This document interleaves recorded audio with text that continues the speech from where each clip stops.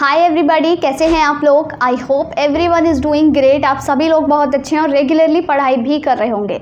This is Ruchika and welcome to my channel. आज हम continue करने जा रहे हैं हमारा 5th चैप्टर और हमारा आज का टॉपिक है movement along the demand curve and shifts in a demand curve. इससे पहले हम ऑलरेडी बहुत सारे टॉपिक्स कवर कर चुके हैं, जिसमें हमने डिमांड कर्व पढ़ लिया है, डिमांड कर्व का स्लोप कैसे निकालते हैं वो पढ़ लिया है। उसके बाद हमने लॉ ऑफ डिमांड भी पढ़ा, डिमांड के डिटर्मिनेंट्स भी हम पढ़ चुके हैं। तो ऐसे बहुत सारे टॉपिक्स हम कवर कर चुके हैं और आज का हमारा टॉपिक है ये movement along the demand curve and shifts in a demand curve. तो देखो, मूवमेंट और शिफ्ट, ये जो दो वर्ड्स हैं, आपको इनका मीनिंग समझ में आना चाहिए। क्या होता है मूवमेंट? मतलब किसी भी चीज़ का इधर उधर मूव करना, और शिफ्ट मतलब एक जगह से दूसरी जगह पर चले जाना। तो जब हम बात करते हैं movement along a demand curve, मतलब डिमांड कर्व कहीं आपका शिफ्ट नहीं होगा, वो एक जगह से दूसरी जगह नहीं जाएगा, वो वहीं रहेगा। पर क्या होगा, मूवमेंट अलोंग मतलब उसी पर ही मूवमेंट होगा, ठीक है। Whereas shift in a demand curve means कि जो डिमांड कर्व है उसकी पोजीशन इधर उधर चेंज हो सकती है। अगर ऐसे आपका डिमांड कर्व है तो वो यहाँ जा सकता है या फिर यहाँ जा सकता है, ठीक है। यहाँ तक बात क्लियर होती है। तो सबसे पहले हम पढ़ते हैं कि मूवमेंट क्या होता है, मूवमेंट में आपको क्या क्या चीज़ें समझनी है। तो सबसे पहले हमारा आज का टॉपिक है movements along a demand curve. अब देखो, मूवमेंट्स दो तरह के हो सकते हैं डिमांड कर्व पे। कैसे? सबसे पहला तो है आपका एक एक्सटेंशन ऑफ डिमांड। उसमें आपको एक तो एक्सटेंशन ऑफ डिमांड पढ़ना है, एक्सटेंशन ऑफ डिमांड। और आपका नेक्स्ट क्या है, कॉन्ट्रैक्शन ऑफ डिमांड, ठीक है। दो तरह के आपको मूवमेंट्स पढ़ने हैं, extension of demand and contraction of demand. ये आपके दो तरह के मूवमेंट्स हो सकते हैं। तो अगर आपके पास क्वेश्चन आता है कि what do you mean by the movements along a demand curve, then you would write कि movements along a demand curve means the extension और द कंट्रैक्शन ऑफ डिमांड। अब ये एक्सटेंशन और कंट्रैक्शन क्या है, अगर हम इन दोनों वर्ड्स का लिटरल मीनिंग देखें, एक्सटेंशन क्या होता है, किसी भी चीज़ का एक्सटेंड होना, बढ़ जाना, इंक्रीज होना, राइज होना। कॉन्ट्रैक्शन का मतलब क्या होता है, किसी भी चीज़ का कम होना, सिकुड़ जाना, डिक्रीज होना, फॉल होना, ठीक है। तो इसमें क्या होगा, हमारी डिमांड एक्सटेंड हो जाएगी, बढ़ जाएगी। इसमें क्या होगा, हमारी जो डिमांड है वो कॉन्ट्रैक्ट हो जाएगी, कम हो जाएगी। अब कैसे कैसे होगी, आप सबको पता है, हमने क्या पढ़ा है लॉ ऑफ डिमांड में कि प्राइस और डिमांड दोनों में इनवर्स रिलेशनशिप होता है। तो डिमांड कब बढ़ेगी, जब प्राइस कम होगा, ठीक है। और जो हमारी ये है कॉन्ट्रैक्ट कब होगी डिमांड, जब हमारा जो प्राइस है वो बढ़ जाएगा। ये तो बहुत सीधी सी बात है। तो हम क्या करते हैं, सबसे पहले एक डिमांड शेड्यूल बना लेते हैं। इसके लिए अभी हम बना रहे हैं, ठीक है। यहाँ पे हम एक लाइन कर देते हैं, बीच में पार्टीशन कर दिया मैंने। एक्सटेंशन ऑफ डिमांड में हमें क्या करना है, पहले एक डिमांड शेड्यूल बनाना है। जैसे ये है सपोज PX और ये है हमारा QX, ठीक है। ये दो हमारे वो हैं, दो हमारे वेरिएबल्स हैं। अब क्या होगा, प्राइस कम होगा तभी तो डिमांड बढ़ेगी। तो सपोज पहले प्राइस था हमारा 5 रुपीज़ पर यूनिट। अब क्या हुआ, हमारा प्राइस कम हो गया 1 रुपी पर यूनिट। तो जब 5 रुपये प्राइस था तो हम X कमोडिटी की कितनी क्वांटिटीज़ डिमांड कर रहे थे, लेट अस से एक क्वांटिटी हम ही खरीद रहे थे, क्योंकि प्राइस ज़्यादा है। अब जैसे ही प्राइस कम हुआ, हमारी जो क्वांटिटी है, जो कमोडिटी है, उसके लिए हमारी डिमांड बढ़ जाएगी, तो क्वांटिटीज़ हम बढ़ा देंगे। तो सपोज़ जब प्राइस 1 रुपये ही रह गया तो हम अब 5 यूनिट्स खरीद पा रहे हैं X कमोडिटी की। अब हम देखते हैं कि इसका ग्राफ कैसे बनेगा। यहाँ पर ये हम एक ग्राफ बना लेते हैं, ठीक है। ये है Y एक्सिस, यहाँ पे हम क्या लेते हैं हमेशा, प्राइस। यहाँ पर हम क्या लेंगे, क्वांटिटी। अब हमने क्या करना है, ग्राफ प्लॉट करना है। तो हम पहले 5 तक पॉइंट्स प्लॉट कर लेते हैं। और ये हो गया 1 2 3 4 5, राइट। अब क्या है, पहले हमारी प्राइस क्या है 5 और क्वांटिटी क्या है 1, तो यहाँ पर ये पॉइंट हो गया। ऐसे ही प्राइस क्या हो गया 1 हो गया, अब क्वांटिटी 5 है तो ये यहाँ आ जाएगा। और इस तरह से आपका ये एक डिमांड कर्व बन जाएगा, ठीक है। ये आपके लिए एक डिमांड कर्व बनकर आ गया है। तो यहाँ पर हम देख सकते हैं कि जब हमारा प्राइस 5 था तो हम एक ही क्वांटिटी खरीद रहे थे। जैसे ही प्राइस कम होकर यहाँ पर आया, पहले प्राइस 5 था, जैसे ही प्राइस कम होकर 1 हो गया तो हमने क्या किया, क्वांटिटीज़ हमारी बढ़ा दी और हमारी क्वांटिटीज़ 1 से कहाँ तक चली गई, 5 तक, मतलब हमारी क्वांटिटीज़ बढ़ गई। तो अब आपने देखा इससे क्या हुआ, हमारी डिमांड बढ़ी। और जब हमारी डिमांड बढ़ी तो हमने कहाँ से कहाँ मूवमेंट किया, आप नोटिस करो, हमने कहाँ से कहाँ मूवमेंट किया। ऊपर से हमारी डिमांड यहाँ थी, यहाँ से हमने यहाँ मूवमेंट किया, मतलब कौन सा मूवमेंट हो गया, ये आपका डाउनवर्ड मूवमेंट। तो यहाँ से एक बहुत इंपॉर्टेंट पॉइंट निकल कर आता है कि एक्सटेंशन ऑफ डिमांड कब होता है, when we move along the demand curve in a downward direction. जब हम डाउनवर्ड मूवमेंट करते हैं अलोंग द डिमांड कर्व, तब हमारी डिमांड एक्सटेंड हो जाती है। और आप ऐसे ही समझ सकते हो कि डिमांड यहाँ से यहाँ चली गई, यहाँ से यहाँ आ गई, तो डाउनवर्ड मूवमेंट ही तो होगा, राइट। तो इसमें क्या होता है, यहाँ पर हम लिख लेते हैं extension of demand is indicated by the downward movement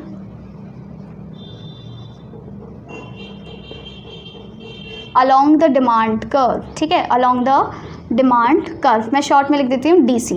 तो एक्सटेंशन ऑफ डिमांड हम किससे इंडिकेट करते हैं, along the by the downward movement along the demand curve. जब हम डाउनवर्ड मूवमेंट करते हैं तभी क्या होता है, हमारा जो डिमांड कर्व है, जो मतलब क्या कहते हैं, डिमांड है वो एक्सटेंड हो जाती है, हमारी डिमांड बढ़ जाती है। ठीक है, अब एक और यहाँ पर चीज़ है, ये जो डिमांड है ये बढ़ी क्यों है, ये जो डिमांड है इसका एक्सटेंशन क्यों हुआ है, क्योंकि प्राइस में फॉल हो गया है, प्राइस कम हो गया है, तभी तो डिमांड बढ़ी। अगर प्राइस फॉल नहीं होता, प्राइस मान लो 5 रुपये ही रहते तो डिमांड भी हमारी यही रहती, हमको डाउनवर्ड मूवमेंट तो करना नहीं पड़ता।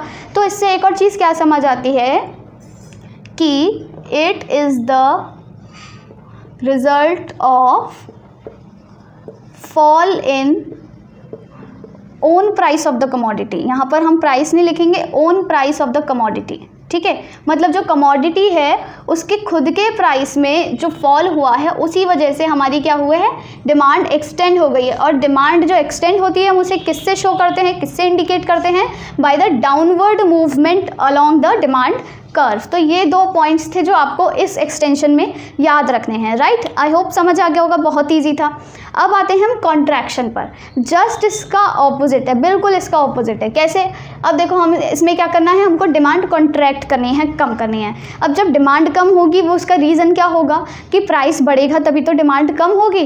तो हम फिर से उसका स्केड्यूल बना लेते हैं, ये हो गया हमारा PX, ठीक है, और ये हो गया हमारा एक QX। तो क्या हुआ, हमारी डिमांड कम कब होगी, जब प्राइस बढ़ जाएगा। तो सपोज़ पहले था प्राइस आपका 1 रुपये, अब हो गया प्राइस आपका 5 रुपये। ठीक है, तो जब प्राइस 1 रुपया था तो तब हम क्या कर रहे थे, 5 क्वांटिटीज़ डिमांड कर रहे थे। तो यहाँ पे हम लिख देंगे 5। जैसे ही प्राइस बढ़ गया तो हमारी क्या हुआ, डिमांड कम हो गई, क्वांटिटीज़ अब हम कम खरीदेंगे, तो हम सिर्फ 5 से सीधा 1 पर आ गए हैं। अब हम फटाफट से इसका भी डिमांड कर्व बना लेते हैं एक, ये हो गया हमारा इसका डिमांड कर्व। यहाँ पर क्या है, y एक्सेस, ये x एक्सेस, ये प्राइस है, ये क्वांटिटी है। अब हमने क्या करना है, फटाफट से प्लॉट कर लेते हैं, ये 1 2 3 4 5, 1 2 3 4 5। यहाँ पे क्या है, 1 प्राइस है, प्राइस क्या है 1 और क्वांटिटी क्या है 5, तो यहाँ पर आ जाएगा पॉइंट। फिर क्या है, प्राइस 5 हो गया, यहाँ से यहाँ पहुँच गया, 1 से 5 पहुँच गया, तो हमारी क्वांटिटी कहाँ पहुँच गई, 5 से सीधा 1 पर आ गई, मतलब यहाँ पर आ गई। तो ये हो गया आपका फिर से एक और डिमांड कर्व। अब इसमें क्या है, हम फटाफट से दिखा देते हैं कौन कौन से पॉइंट्स हमने लिए हैं। कि जब हमारी जो प्राइस है वो 1 रुपये थी तो हमारी क्वांटिटीज़ हम कितनी डिमांड कर रहे थे, 5, और जैसे ही प्राइस बढ़ गया तो हमारी क्वांटिटीज़ इधर चली गई, यानी कि 1 रह गई। ठीक है, तो अब इससे क्या समझ आता है, यहाँ पर कैसा मूवमेंट हो रहा है, क्वांटिटी कम हो गई, डिमांड कम हो गई, यहाँ से यहाँ चले गए, यहाँ से इधर चले गए, तो ये कैसा हुआ आपका अपवर्ड मूवमेंट। ठीक है, कैसा हुआ, अपवर्ड मूवमेंट। इसमें क्या है, डिमांड हमारी कम हो रही है क्योंकि प्राइस बढ़ रहा है। तो आप यहाँ पर जो 2 इम्पॉर्टेंट पॉइंट्स लिख सकते हो वो क्या है कि जो कॉन्ट्रैक्शन है डिमांड का, contraction of demand is indicated by the upward movement in the demand curve. ये आपको अपवर्ड मूवमेंट नज़र आ रहा है, यहाँ से यहाँ पहुँच गई हमारी डिमांड। तो कॉन्ट्रैक्शन हम कैसे शो करते हैं कि जब हमारी डिमांड कर्व पे अपवर्ड मूवमेंट हो रहा है, हम ऊपर की तरफ मूव कर रहे हैं। ठीक है, तो ये हम किससे, इससे क्या शो होता है, कॉन्ट्रैक्ट हो रही है हमारी डिमांड, कम हो रही है। एक और चीज़ ये क्या है, it is the result of it is the result of, इसमें क्या हो रहा है, जो हमारी डिमांड कम हो रही है, हो किस वजह से रही है, रीज़न क्या है, क्योंकि प्राइस बढ़ चुका है, 1 से 5 हो गया, तभी तो हमको कम खरीदना पड़ा। तो क्या होगा, it is the result of rise in the own price of the commodity, rise in the own price of the commodity या फिर गुड। ठीक है, तो ये 2 इंपॉर्टेंट पॉइंट्स थे जो आपको मतलब दोनों में 2 इंपॉर्टेंट पॉइंट्स हैं जो आपने याद रखने हैं। आई होप ये टॉपिक बहुत वैसे ज़्यादा इजी है तो आपको समझ आ ही गया होगा। बस आपको नाम याद रखना है। मूवमेंट्स में क्या है, एक्सटेंशन ऑफ डिमांड हो रहा है, कॉन्ट्रैक्शन ऑफ डिमांड हो रहा है। एक्सटेंशन कैसे होता है, डिमांड एक्सटेंड हो रही है, बढ़ रही है। कॉन्ट्रैक्शन कैसे होता है, डिमांड क्या है, कॉन्ट्रैक्ट हो रही है, कम हो रही है। एक्सटेंशन कब होगा, जब हमारा प्राइस कम हो जाएगा and it will result in the increase in the demand, तो हमारा जो मूवमेंट है वो कैसा होगा, डाउनवर्ड होगा। और कॉन्ट्रैक्शन कब होगा, जब हमारा प्राइस बढ़ जाएगा, the rise in the price would lead to the contraction in demand, the fall in demand, तो उस वजह से हमारा मूवमेंट अपवर्ड होगा, ऊपर की तरफ होगा। तो ये सारी चीज़ें वही लिखी हैं जो मैंने अभी बोली कि एक्सटेंशन ऑफ डिमांड को हम किससे इंडिकेट करते हैं, डाउनवर्ड मूवमेंट से, whereas we indicate contraction of demand by the upward movement in the demand curve. और ये किस वजह से होता है कि प्राइस कम हो गया, डिमांड तभी बढ़ेगी। और ये किस वजह से होता है, प्राइस बढ़ गया तभी हमारी डिमांड कम हो जाएगी। तो यहाँ तक थी आपकी किसकी कहानी, movement in the demand curve, movement along the demand curve. अब हम समझते हैं कि शिफ्ट्स क्या होते हैं, what are the shifts in the demand curve. अब हम समझते हैं कि डिमांड कर्व में शिफ्ट्स कैसे होते हैं। अब देखो शिफ्ट्स में आपको मैं एक चीज़ बता दूं, जब हमारे डिमांड कर्व में शिफ्ट्स होते हैं तो उसके पीछे का रीज़न क्या होता है। जैसे हमने मूवमेंट्स में पढ़ा था कि मूवमेंट कब होते हैं डिमांड कर्व पर, जब हमारा जो प्राइस है उसमें चेंज आता है, कमोडिटी के खुद के प्राइस में। जब प्राइस बढ़ रहा था तो डिमांड कम हो रही थी, यानी कि कॉन्ट्रैक्शन हो रहा था। और जब हमारा जो प्राइस है वो कम हो रहा था तो डिमांड बढ़ रही थी, मतलब डिमांड में एक्सटेंशन हो रहा था। तो किस में चेंज आ रहा था, सिर्फ कमोडिटी के खुद के प्राइस में, there were changes in the own price of the commodity. अब हम शिफ्ट्स की बात कर रहे हैं तो शिफ्ट में क्या आता है कि change in the other factors of the commodity of the good. Other factors कौन से, अदर जो मतलब हमने डिटर्मिनेंट्स पढ़े थे, कौन कौन से डिटर्मिनेंट्स थे, P X P R Y T E. तो P X P R Y T E में से आप पी एक्स हटा दो, सिर्फ own price of the commodity आपको हटाना है। तो यहाँ पर मैं लिख देती हूँ except own price of the commodity, own price of the commodity या फिर ऑफ द गुड। तो जितने भी फैक्टर्स हैं उसके अलावा कौन कौन से फैक्टर्स थे, पी आर मतलब price of related goods, Y मतलब इनकम, टी मतलब टेस्ट एंड प्रेफरेंस, ई मतलब एक्सपेक्टेशन। तो ये जो 4 फैक्टर्स थे, यहाँ पे मैं ये भी मेंशन कर देती हूँ कौन कौन से, price of related goods, income, taste and preference और ये आपकी एक्सपेक्टेशंस, जो कंज्यूमर की एक्सपेक्टेशन है। ये 4 फैक्टर्स में जब भी चेंज आएगा उस वजह से शिफ्ट होगा। तो ये एक बहुत ही ज़्यादा मेजर डिफरेंस है between movements and shifts in demand curve, कि मूवमेंट कब होता है डिमांड कर्व पे, जब खुद के प्राइस में चेंज होता है, पी एक्स में चेंज होता है, own price of the commodity में चेंज होता है। Whereas the demand curve shifts when there are changes in the other factors of the commodity, जैसे कि पी आर हो गया, वाई हो गया, टी हो गया और ई हो गया। ठीक है, तो ये आपको समझ में रखना, मतलब ध्यान में रखना है कि अगर ये क्वेश्चन भी आ सकता है तो एक बहुत इंपॉर्टेंट डिफरेंस वाला पॉइंट बनता है। अब हम देखते हैं कि शिफ्ट कैसे होता है। जैसे मूवमेंट में क्या था, अपवर्ड और डाउनवर्ड मूवमेंट हो रहा था। अपवर्ड कब, जब डिमांड कॉन्ट्रैक्ट हो रही थी, डाउनवर्ड कब, जब डिमांड बढ़ रही थी, एक्सटेंड हो रही थी। इसमें क्या होगा, इसमें एक तो आपका फॉरवर्ड मूवमेंट होगा, ठीक है, ये हो गया आपका फॉरवर्ड मूवमेंट, और एक इसमें क्या होगा, आपका बैकवर्ड मूवमेंट होगा। ये आपको नाम याद रखने, इसको आप अपवर्ड डाउनवर्ड या लेफ्टवर्ड राइटवर्ड नहीं कर सकते हो, ये फॉरवर्ड और बैकवर्ड ही रहेगा। तो अब हम एक एक करके समझते हैं कि ये फॉरवर्ड और बैकवर्ड है क्या। तो देखो फॉरवर्ड और बैकवर्ड में क्या होता है, फॉरवर्ड शिफ्ट तब होता है, यहाँ पर हम पॉइंट्स में लिखते जाते हैं। सबसे पहले तो फॉरवर्ड शिफ्ट कब होता है, when there is increase in the demand, ठीक है, इंक्रीज इन द डिमांड। अब वो जो डिमांड है वो इंक्रीज कैसे हो रही है, हमने प्राइस को तो चेंज करना नहीं है, हमने यहाँ पे बता ही दिया है कि own price of the commodity would remain constant, वो चेंज नहीं होगा। तो चेंज क्या होगा, ये सारे फैक्टर्स चेंज होंगे। तो when there is increase in the demand as a result of change in other factors of the commodity, other factors of the commodity या फिर गुड, ठीक है। एक्सेप्ट, यहाँ पे लिख भी देते हैं एक्सेप्ट Px, मतलब own price of the commodity. तो जब हमारा Px को छोड़ के बाकी सारे फैक्टर्स में चेंज होगा तो क्या होगा, हमारी डिमांड जो है वो इंक्रीज़ हो जाएगी, ये राइज हो जाएगी, ठीक है। अब वो होगी कैसे, आप एग्जाम्पल ले सकते हो। जैसे कि मान लो एक कंज्यूमर है, ठीक है, वो क्या करता है, वो पैंट्स खरीदता है, ठीक है। एक बंदा है वो पैंट्स खरीदता है, पैंट की मतलब एक पैंट की कॉस्ट है ₹800, ठीक है, 800 रुपये की एक पैंट आती है।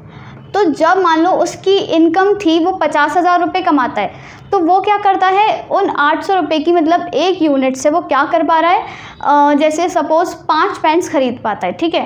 5 पैंट उसने खरीद ली, एक की कीमत क्या है 800 रुपये। अब क्या होगा कि जो हमारा प्राइस है, प्राइस तो कांस्टेंट रहेगा, हमने प्राइस चेंज नहीं करना है, हमने पहले बोल दिया प्राइस अब भी इतना है। पर हुआ क्या, उसकी इनकम में चेंज आ गया। इनकम मतलब अदर फैक्टर, इनकम चेंज हो गई, उसकी इनकम बढ़ गई। अब जब 50,000 से, पहले 50,000 कमा रहा था, वो 50,000 से मान लो उसकी इनकम हो गई 60,000। तो अब वो क्या सोचेगा कि ऐसा करता हूँ, मैं 1-2 पैंट्स और एक्स्ट्रा ले लूँगा। तो उसने क्या किया, अपनी पैंट की कीमत क्या की, बढ़ा दी, 5 से 7 कर दी। तो इससे आपको क्या समझ आता है कि प्राइस में चेंज नहीं हुआ, प्राइस कांस्टेंट है अभी भी, पर हो क्या रहा है, क्वांटिटी बढ़ रही है, डिमांड उसकी अभी भी बढ़ रही है। क्यों, क्योंकि इनकम में चेंज आ गया, और इनकम क्या है, अदर फैक्टर्स में आता है, मतलब उसके ऐसे फैक्टर्स जो डिमांड को अफेक्ट करते हैं, डिटर्मिनेंट जो हमने पढ़े थे। तो इसीलिए क्या है, उसकी डिमांड जो है वो बढ़ गई। अब इसमें शिफ्ट कैसे होगा डिमांड कर्व हमारा, ये देख लेते हैं। यहाँ पर ये क्या हुआ, ये हमारा डिमांड कर्व है, ठीक है, ये है y, यहाँ पर x, ये क्या है क्वांटिटी, और यहाँ पर क्या है हमारा प्राइस, राइट। अब हम क्या ले लेते हैं, यहाँ पर प्राइस ले लेते हैं, 2 के स्केल पर ले लेते हैं, ठीक है। ये हो गया 400 और ये हो गया 800, राइट। अब हमने क्या करना है, यहाँ पर क्वांटिटीज़ लेनी है, तो हम यहाँ पर ऐसे ले लेते हैं 3, 5, 7, राइट। अब हम क्या करते हैं, ग्राफ बनाते हैं। सबसे पहले 800 पे 5, मतलब इधर यहाँ पर हो गया, ठीक है। तो हमारा ये डिमांड कर्व कैसा बनेगा, थोड़ा सा ऐसा बन जाएगा, सपोज ऐसा बन रहा है।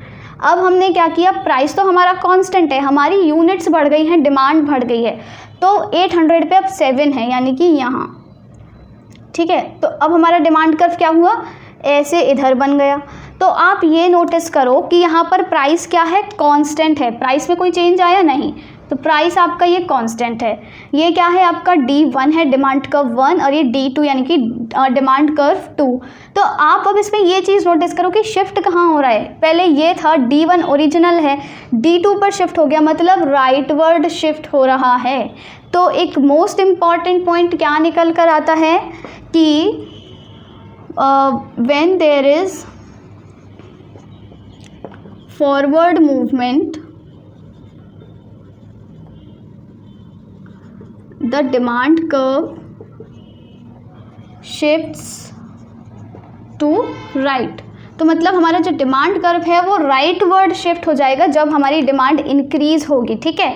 तो और डिमांड इंक्रीज क्यों होगी, because of the change in other factors of the commodity that affect commodity except the own price of the commodity. Price constant है, तो आप क्या लिखोगे कि the demand curve shift to the right, और there is a forward movement in the demand curve when the demand changes even when the own price of the commodity is constant. यहाँ पर own price जो है वो constant है, फिर भी demand curve shift हो रहा है, क्योंकि देखो हमने लॉ ऑफ डिमांड में पढ़ा है कि डिमांड कब बढ़ती है, जब प्राइस कम होती है, पर यहाँ पर क्या है, प्राइस कांस्टेंट है, फिर भी डिमांड बढ़ रही है। तो ये इसीलिए ही है क्योंकि अदर फैक्टर्स में चेंज हो रहा है। तो आपने ऐसे ही लिखना है इसी लैंग्वेज में कि when there is a forward movement, और when there is a forward movement in the demand curve, the demand curve shifts to the right as the demand increases even when the own price of the commodity is constant. ये हो गया आपका क्या, forward movement. अब हम move करते हैं backward movement की तरफ। ये क्या है, जस्ट इसका ऑपोजिट है। तो इसमें आप क्या लिख दोगे, when there is decrease in the commodity, in the demand of a commodity, ठीक है, इन द डिमांड।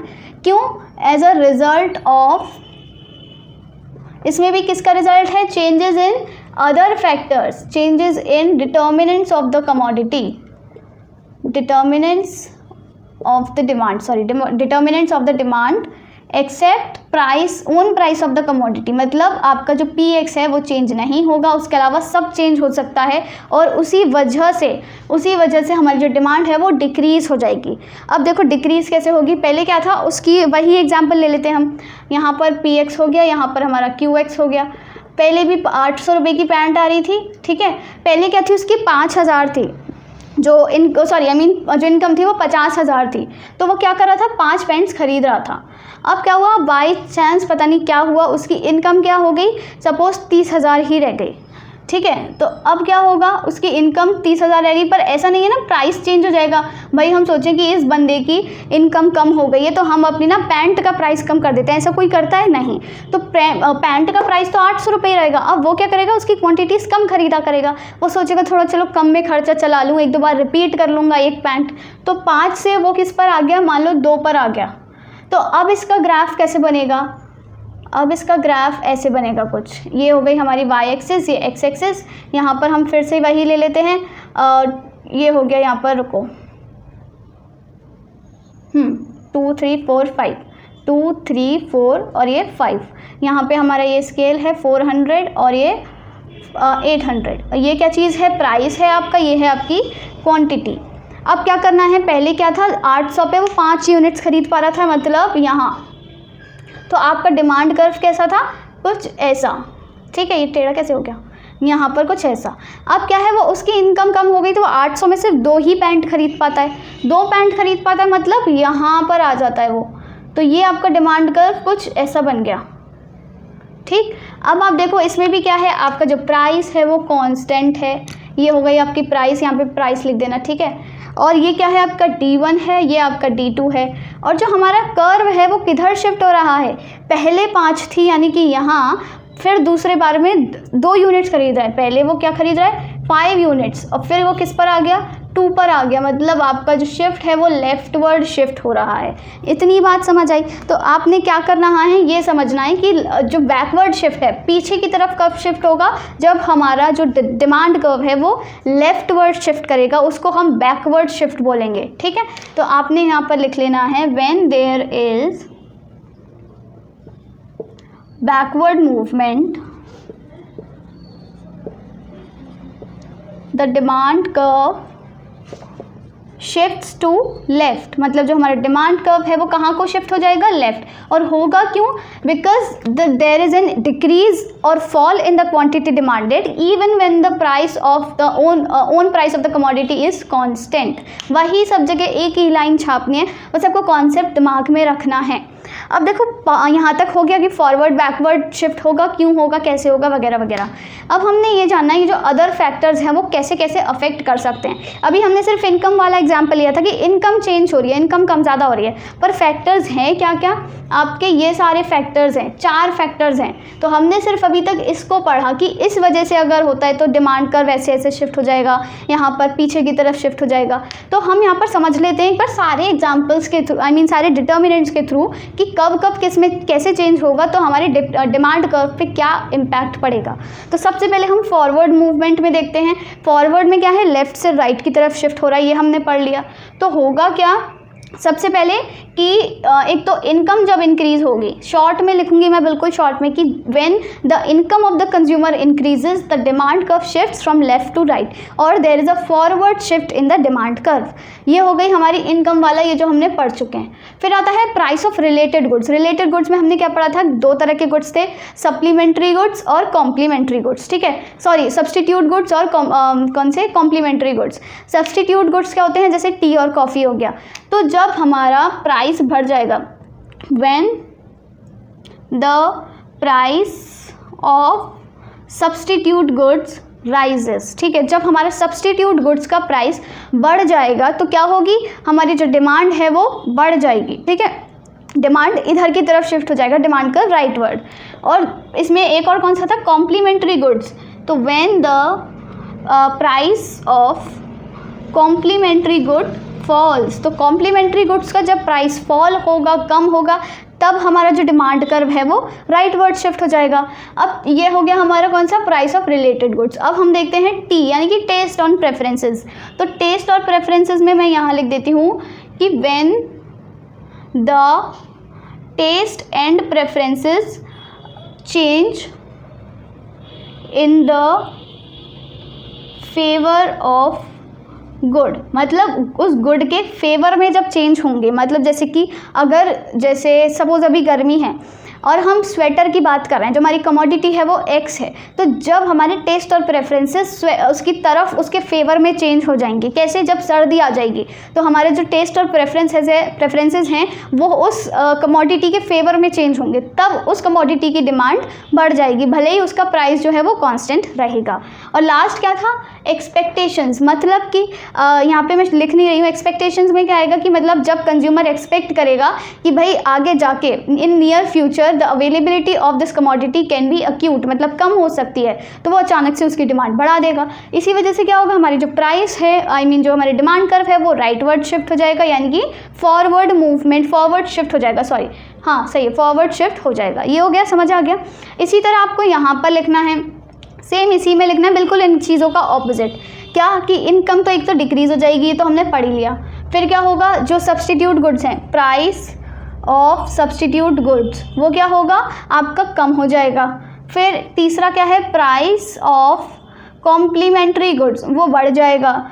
टेस्ट और प्रेफरेंसेस क्या होंगे, अगेंस्ट द गुड, मतलब उसके अगेंस्ट में चेंज हो जाएंगे, ठीक है। तो इससे क्या होगा कि जो हमारी डिमांड है उस चीज़ के लिए कम हो जाएगी, कम हो सकती है। जैसे कि आपने देखा, आपने जैसे आप डव सोप से नहाते हो, आपने एक दिन न्यूज़पेपर में पढ़ लिया कि अच्छा डव सोप में तो क्या हुआ, एक कीड़ा निकल गया, तो आपका जो टेस्ट और प्रेफरेंस है उसके अगेंस्ट हो गया उस गुड के, तो अब ऑफकोर्स है कि डिमांड कम हो जाएगी। तो क्या हुआ, जो हमारा कर्व है वो लेफ्टवर्ड शिफ्ट हो गया और इसमें बैकवर्ड मूवमेंट हो गया। और एक्सपेक्टेशंस में क्या होगा कि अगर कंज्यूमर नहीं एक्सपेक्ट कर रहा है कि इस चीज़ की डिमांड अगर ज़्यादा हो सकती है जा कर के, मतलब सॉरी इस चीज़ की प्राइस जो है या फिर इस चीज़ की अवेलेबिलिटी जो है वो ज़्यादा हो सकती है आगे जा कर के, तो अभी डिमांड उसकी कम करेगा। तो ये सारे कुछ फैक्टर्स हैं जो किसको अफेक्ट करते हैं, हमारे डिमांड कर्व को, जब हमारे कमोडिटी का जो ओन प्राइस है वो कांस्टेंट रहता है।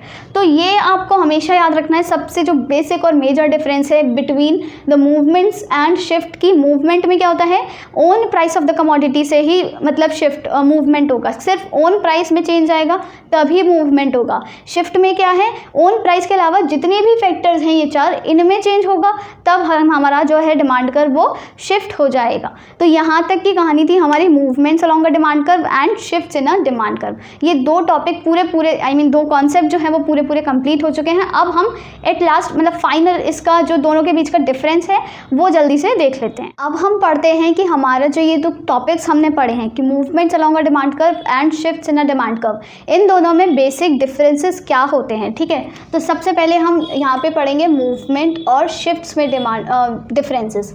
ये हो गया हमारा मूवमेंट्स और यहाँ पर है ये शिफ्ट्स, ठीक है। उसके बाद हम और भी डिफरेंसेस देखते हैं। सबसे पहले हम इन दोनों में डिफरेंसेस पढ़ेंगे, मूवमेंट्स और शिफ्ट्स में। तो देखो मूवमेंट्स और शिफ्ट्स में बेसिक जो आपका डिफरेंस है वो ये है कि मूवमेंट्स में क्या होता है, it refers to all such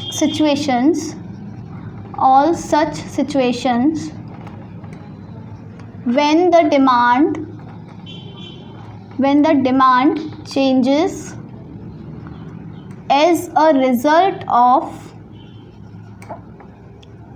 change in, किस में चेंज होता है, change in own price of the commodity, own price of good, मतलब अगर गुड के खुद के प्राइस में चेंज होगा तब हम उसे क्या कहते हैं, उस सिचुएशन में जब डिमांड चेंज होती है तो क्या होता है, मूवमेंट होता है। इसमें क्या होता है, all such situations when the demand changes, इसमें क्या होता है, डिमांड, इसमें भी डिमांड चेंज होती है, but as a result of, इसमें क्या होता है, रिजल्ट, किसके रिजल्ट से चेंज होती है, as a result of change in other factors of the commodity, other factors, ठीक है, एक्सेप्ट PX, मतलब जो हमारा प्राइस है, खुद की कमोडिटी का खुद का प्राइस है, उसके अलावा जब किसी में भी चेंज होगा तो हमारे शिफ्ट्स होंगे, ठीक है। ये हो गया हमारा फर्स्ट पॉइंट। नेक्स्ट पॉइंट क्या कहता है हमारा कि जो ये वाला चेंज है इसे हम क्या कहते हैं, चेंज इन क्वांटिटी डिमांडेड, ठीक है। ये हमारा क्वांटिटी डिमांडेड में चेंज होता है, इसे हम क्या कहते हैं, सिंपल चेंज इन डिमांड, ये कहलाता है हमारा सिंपल चेंज इन डिमांड। अब हमारा नेक्स्ट पॉइंट क्या है, मूवमेंट्स में हमने क्या किया था, जो बाकी के जो फैक्टर्स हैं प्राइस को छोड़ के बाकी फैक्टर्स को क्या किया था, कांस्टेंट अज्यूम किया था। तो इसमें हम लिख देंगे it assumes that the other factors except px remain constant. वो सारे जो फैक्टर्स हैं ना वो कांस्टेंट रहते हैं, ठीक है, बस प्राइस में चेंज होगा तभी हमारी डिमांड में चेंज होगा। पर ये क्या अज्यूम करता है कि it assumes that the price of the own price of the commodity remains constant, मतलब प्राइस हमेशा कांस्टेंट होगा। हमने पढ़ा था कि अगर वो 800 की पैंट खरीद रहा है तो बाद में भी 800 की ही खरीदेगा, ठीक है। तो ये वाले इसमें क्या है, बाकी सारे फैक्टर्स कांस्टेंट रहेंगे, इसमें प्राइस कांस्टेंट रहेगा आपका। लास्ट पॉइंट है कि हम इसको कैसे शो करते हैं, शोन बाय अपवर्ड और डाउनवर्ड मूवमेंट। इसमें क्या किया था हमने, अपवर्ड मूव किया था या फिर हमने डाउनवर्ड मूव किया था, अपवर्ड या फिर डाउनवर्ड आपका मूवमेंट होता है, ठीक है। इसमें क्या होता है, it is shown by backward और फॉरवर्ड मूवमेंट। इसमें या तो जो हमारा डिमांड कर्व है वो बैकवर्ड मूव करेगा जब डिमांड कम हो जाएगी, या फिर वो क्या करेगा, फॉरवर्ड शिफ्ट करेगा जब हमारी जो डिमांड है वो ज़्यादा हो जाएगी यानी कि बढ़ जाएगी। तो ये तो था आपका किसके बीच का डिफरेंस, मूवमेंट्स और शिफ्ट्स। जो हमने अभी तक जो टॉपिक पढ़े हैं उनके बीच का जो डिफरेंस था वो आपका ये रहा, ठीक है, मूवमेंट्स और शिफ्ट्स में आपका डिफरेंस। अब देखो एक और चीज़ आती है कि अगर हम मूवमेंट्स और शिफ्ट्स में जो देखें तो मूवमेंट में भी दो सिचुएशंस हैं, एक में डिमांड कम हो रही है, एक में ज़्यादा हो रही है। इसमें क्या है, इसमें भी दो सिचुएशंस हैं कि एक में डिमांड कम हो रही है, एक में ज़्यादा हो रही है। तो हम उनमें भी डिफरेंसेस देखते हैं। तो सबसे पहला हमारा डिफरेंस आता है एक्सटेंशन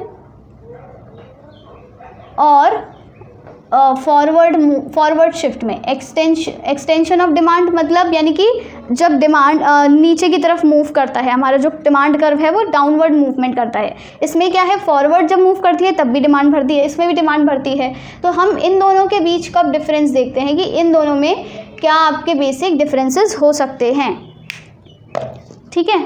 अब सबसे पहला जो हमारा पॉइंट आता है इसमें कि it is increase in demand. ये तो आप सबको पता है, it is increase in demand, but as a result of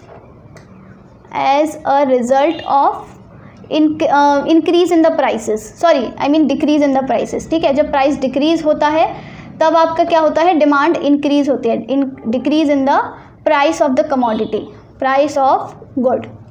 इसमें कैसे हमारी जो डिमांड है इंक्रीज हो रही है, इसमें क्या होता है, it is the increase in the demand even when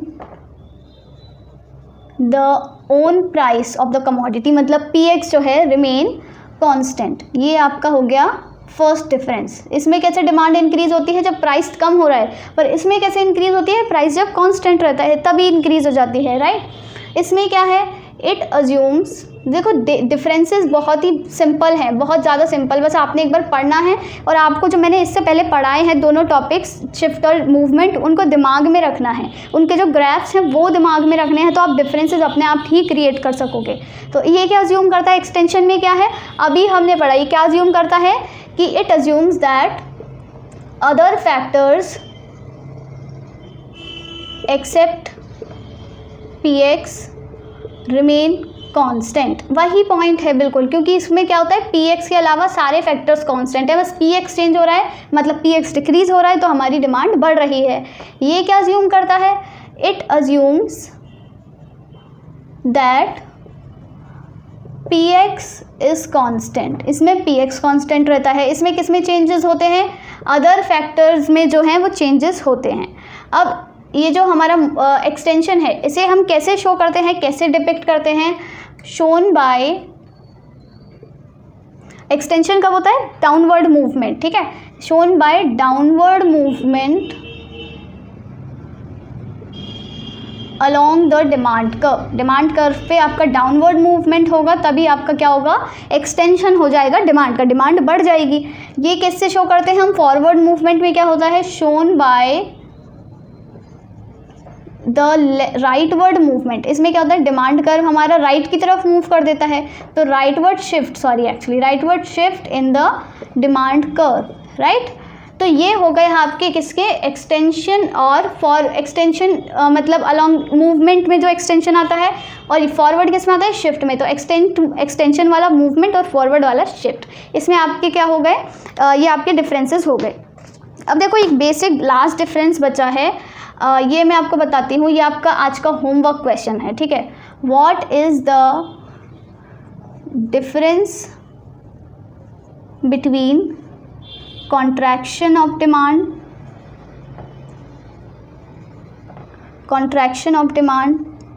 and backward shift in demand curve, ठीक है। सेम है, जिसमें ऐसी एक्सटेंशन और फॉरवर्ड में बताया है, ऐसी आपको कॉन्ट्रैक्शन और बैकवर्ड में बताना है। एज इट इज़ यही पॉइंट से आपको बनाकर लिखना है जो आपने पढ़ा है उसकी मदद से।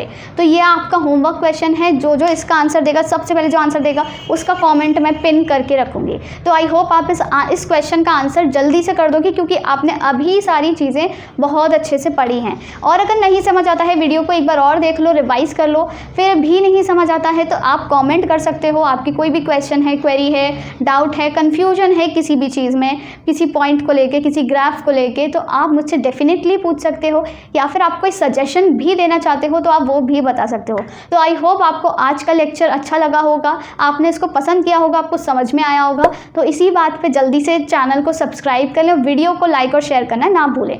Thanks for watching and have a nice day.